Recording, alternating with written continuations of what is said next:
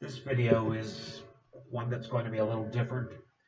Um, my last video finished up through April of 2020.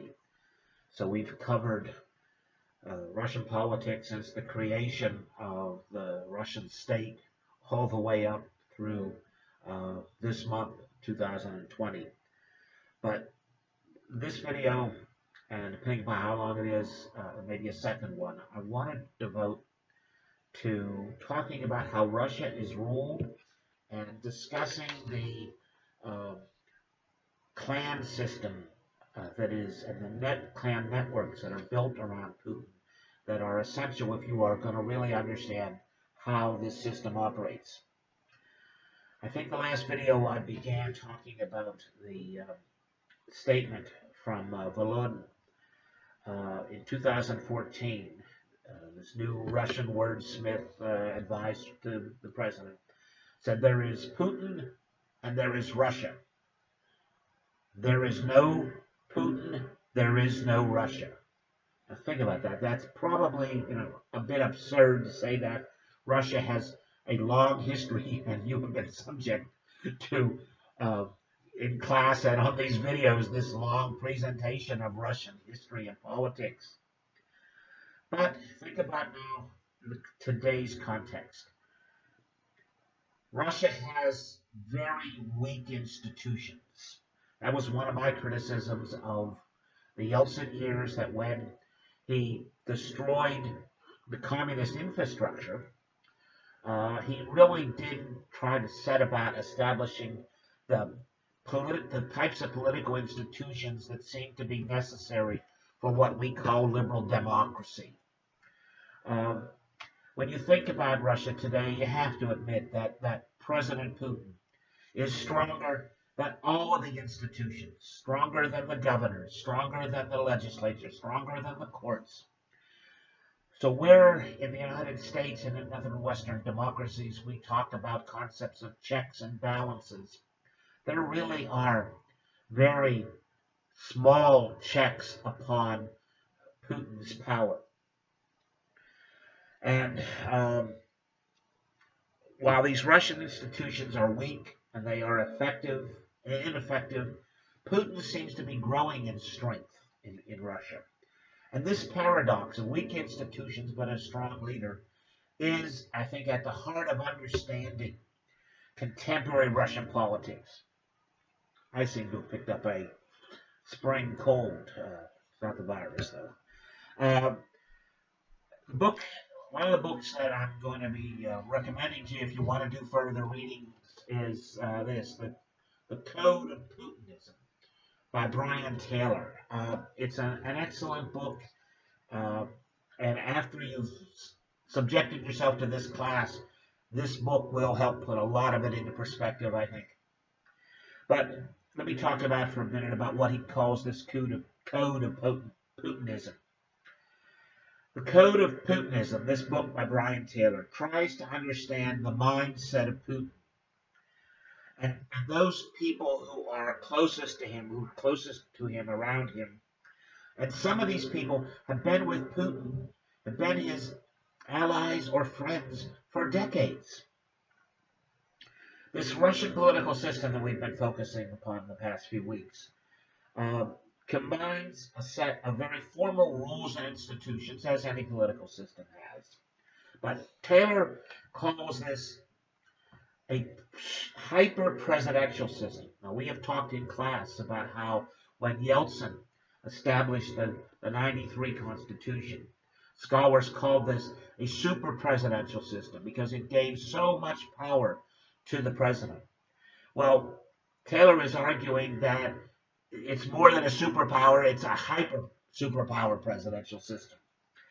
And that to understand Russian politics, you have to understand how this hyper-presidential system has evolved. And I think if you've been following the videos and reading the books, you have a pretty good understanding of that.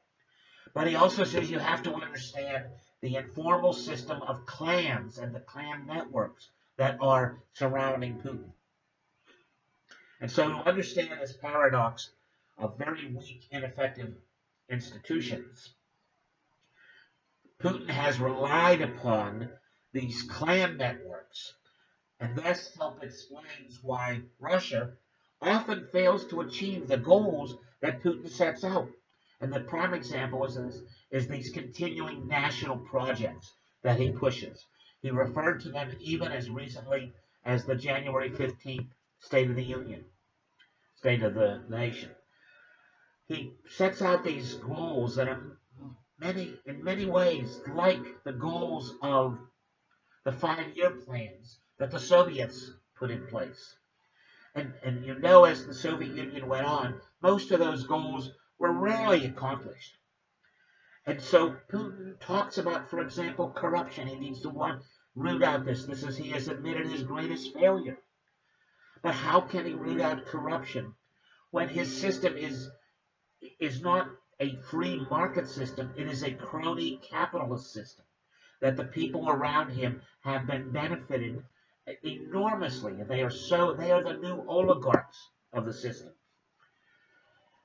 Now, we first spoke about the concept of oligarchs in the Yeltsin years, but one of the things that Taylor refers to here, and I want to be sure I get this, none of Yeltsin's close associates became billionaire oligarchs while he was president.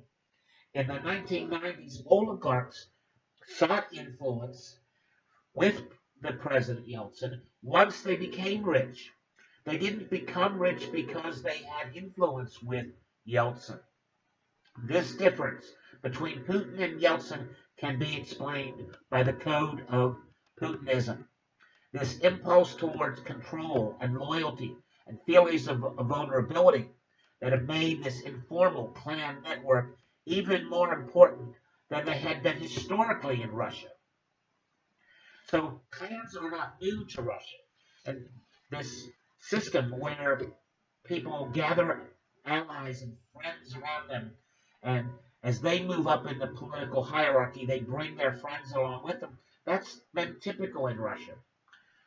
But it has been exaggerated in this Putin system that the oligarchs of the Yeltsin years, I gave you that list of two pages list of some of the prominent oligarchs, they came to power scheming, grafting, taking advantage of the privatization. First, the voucher privatization, where they created banks, and then the banks, they were able to amass these vouchers and use them to buy more state property.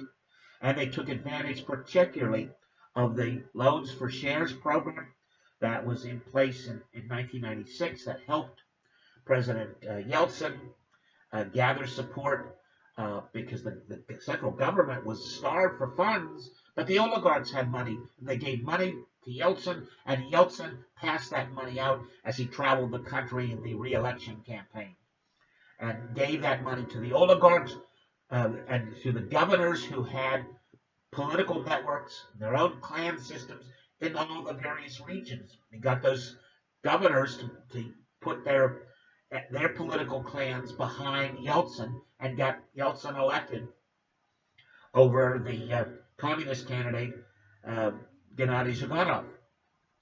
So these clans have existed, but under Putin, it's the people closest to him that he brings into the system that have benefited enormously.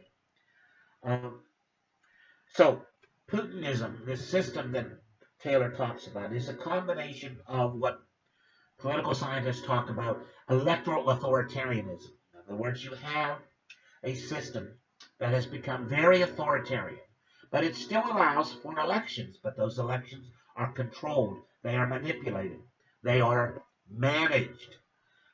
Electoral authoritarianism is another type of managed democracy. You remember that phrase.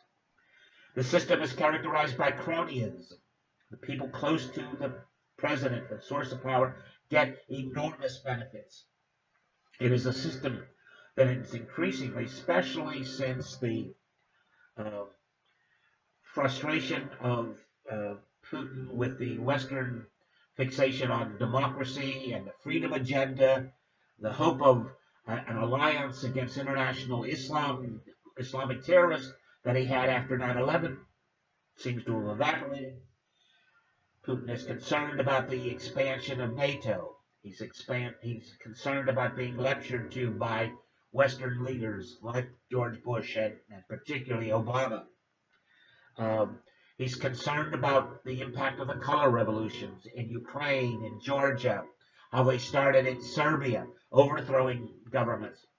He believes that the Arab Spring of 2011 was basically something created by the West, particularly the United States, to reassert its control.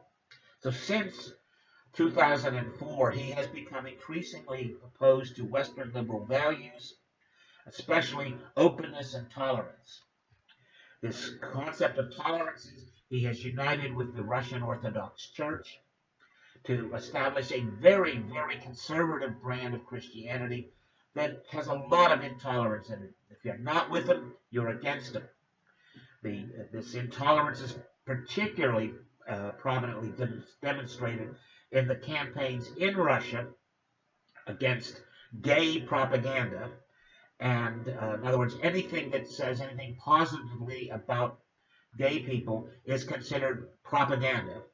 And the anti-family campaigns that are being carried out in Chechnya, where they are actually implementing Sharia law as the law in the Chechen Republic, which is a part of the Russian Federation. Now, so it's important to understand these clans, and I have sent you, or I have not yet, but I will, and by the time you view this, hopefully you'll have this. You'll have this outline that I have called How Russia is Ruled. And it is arguing that you can't understand Russia today without understanding these clans. And the code of Putinism is based upon ideas, certain prevailing emotions, and certain habits. So the first thing we look at on the first page under How Russia is Ruled is these three essential ideas. Statism. Putin wants a strong state. That has been clear. He has said that since his manifesto that was part of his election effort in 2000. This is the foundational belief of this code, this mentality of Putinism. Putin that is spread to his closest allies. Russia must have a strong state to retain its rightful place as a great power. You remember we discussed the Soviet Union. I talked about Stalin's speech to these industrial managers, factory managers in 1931, where he cites this long history of Russia being invaded and beaten and conquered by other countries. And he says, if you are weak, you will be beaten. Now, Putin does not refer to Stalin when he says this, but he frequently says that the poor, the weak are beaten. And the implication being Russia must never be weak because it will be beaten. Here he creates a system where the state, building this strong, this power vertical, you remember that phrase, has primacy over the society and over the individual in that society. The statism is a key concept. In one of the books I am going to refer you to by Fiona Hill, you should know that name from the recent investigations of Russian influence in the elections and the congressional hearings. Fiona Hill and Clifford Gaddy wrote this book called Mr. Putin, Operative in the Kremlin. And it's one of the first characteristics they talk about because it's an analysis of Putin's mentality. The first is he is a strong statist. All right, moving on. We talked about this anti-Western, particularly anti-American view.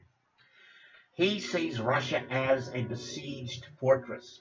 The West looks at the Russian actions in Crimea and Ukraine and says this is Russian aggression. Putin believes it is defensive measures on the part of Russia to protect itself from this assertive, aggressive Western that is bringing NATO closer to its borders, that is preaching democracy, a different type of democracy, and that is actively encouraging the color revolutions to overthrow existing authority. So Putin sees Russia as under attack from the West, particularly from the United States. And he sees enemies externally and internally. Those who work in the non-governmental organizations and who push for civil rights and human rights. And any critic of the Putin regime are considered traitors to Russia. They are enemies seeking to undermine the system.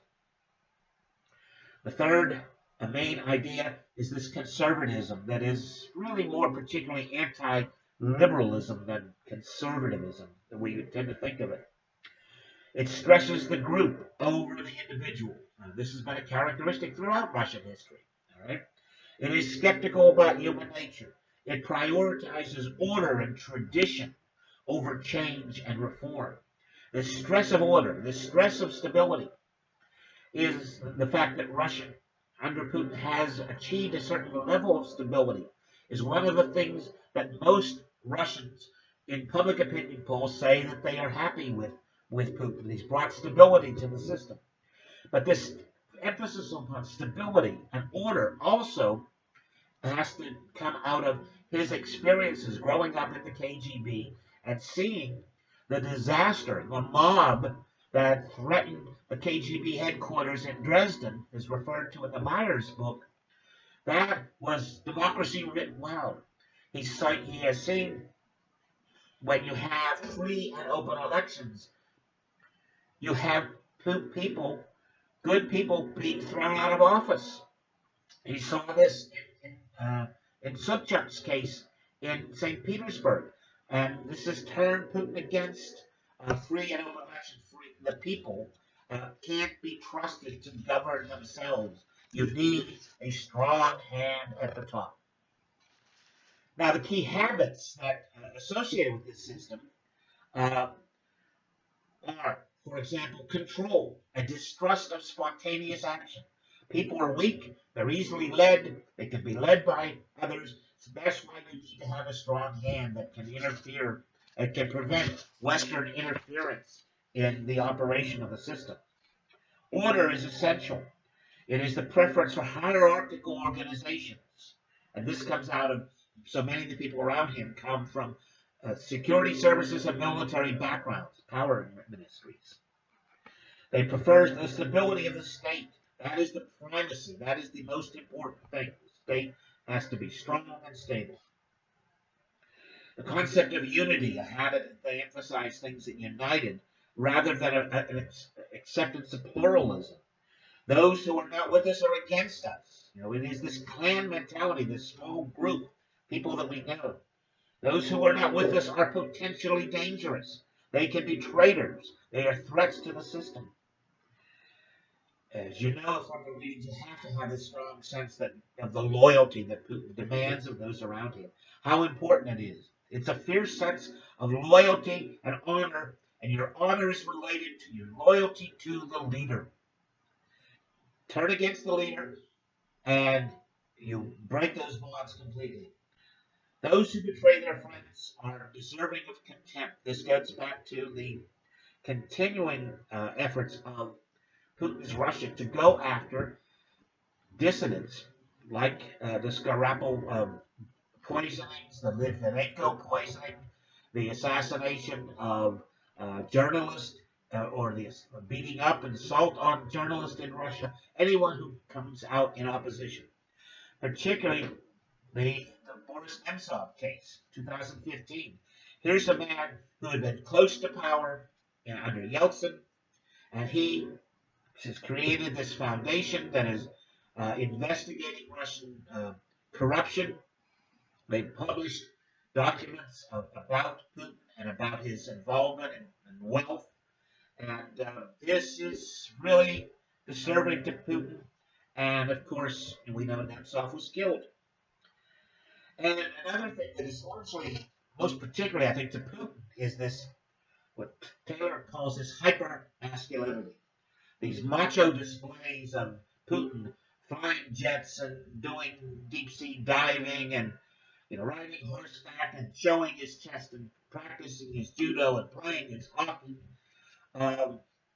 These are part of reassuring the Russian people that the leadership is strong and support, and there is a strong sense of patriarchy in Russia, in the Russian church, the Orthodox Church, and in most of the average Russians. They don't have this belief in multiculturalism, uh, feminism. These are very difficult concepts for many average Russians to accept. These are Western views, and that Putin has been painting them as essentially anti-Russian views. All right, now the next part we want to talk about are these emotions, because men, women are not just rational beings, but they are governed by certain habits, and that's what I've talked about in the last section. And we all have certain emotions, that things that really set us off, that are really essential to us as individuals, that help us the way we look at the world, the way we interpret the world. The first one is a sense of need of respect. The Putinist elite feel that they have been disrespected, offended, even humiliated, particularly by the West. And there is an element of truth in this. You have to admit that when the Cold War ended, in the United States in particular, there was this sense of triumphalism. We won, we did it. And when we extended aid to Russia, we didn't extend anywhere near the amount of aid and assistance that we provided post World War II to our allies in Western Europe in the so-called Marshall Plan. There was nowhere near the amount of money in today's value that the United States put into the Marshall Plan to rebuild Western Europe. So we did provide aid, but not enough, and we treated Yeltsin and the government as basically subordinate to the United States. This Western consensus that we talked about really uh, put Russia in a second tier position. And this is something that was very difficult for the people in Russia to accept, and particularly those that have this strong sense of order and stability and come out of the military and come out of the security services. And so throughout Putin's career, we have seen this strong desire for respect, this tendency to be easily offended. And when President Putin talked about Russia being a regional power, that was so offensive to Putin. And certainly part of the Russian effort to intervene in the Syrian civil war was to show that Russia could still be an important player outside of its own territory. And so that if you're going to have a Middle Eastern settlement someday, Russia must always be involved in that.